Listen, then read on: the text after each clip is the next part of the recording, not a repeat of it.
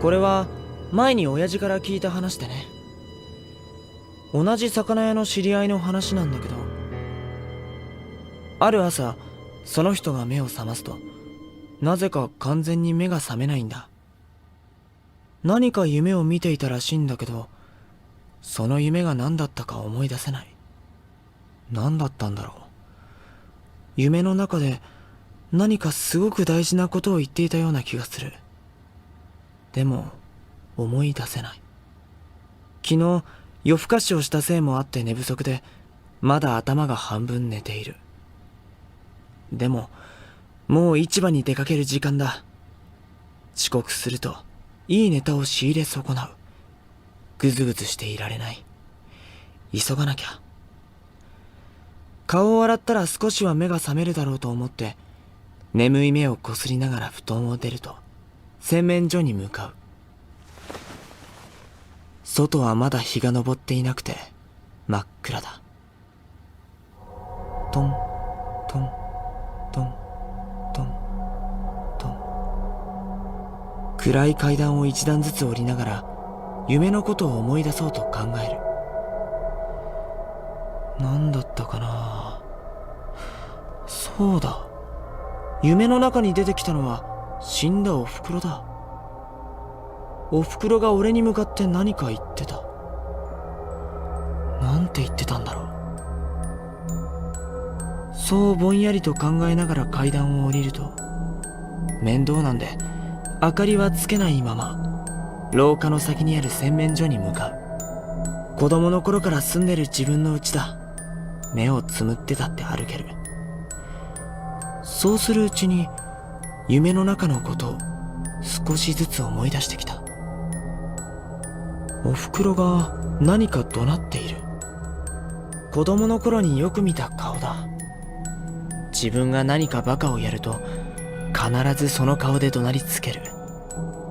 子供の頃はうるさいと思ったけど、今思うとそうやって育ててくれたんだと、今はもういないことに寂しくなる。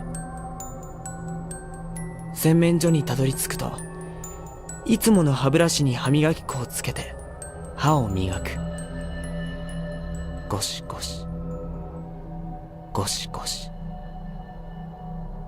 歯を磨いているうちに次第に目が覚めてきた。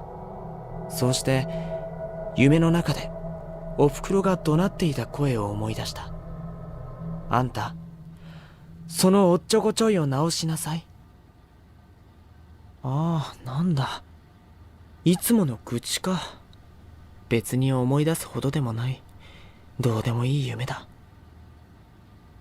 そう思った時、ふとおかしなことに気づく。洗面所の流しに黒い点があるんだ。なんだろうと思ってよく見てみる。見ていると黒い点がポツポツと増える。それは黒だと思ったけど、暗くてそう見えただけで、よく見てみるとそれは赤だ。赤い血の色だ。何かなと思って顔を上げると、そこには、ああ！鏡を見ると自分の口から真っ赤な血がダラダラと垂れている。驚いて自分の手を見ると、歯ブラシだと思ったら、それは安全カミソリで自分の歯茎をゴシゴシゴシゴシ。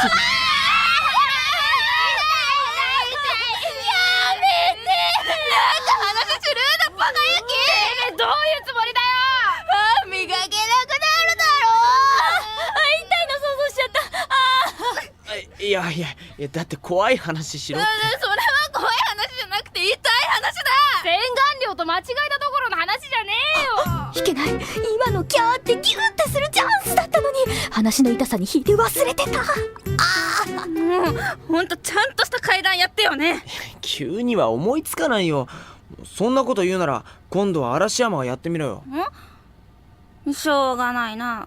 それじゃとっつきのやつ披露するか。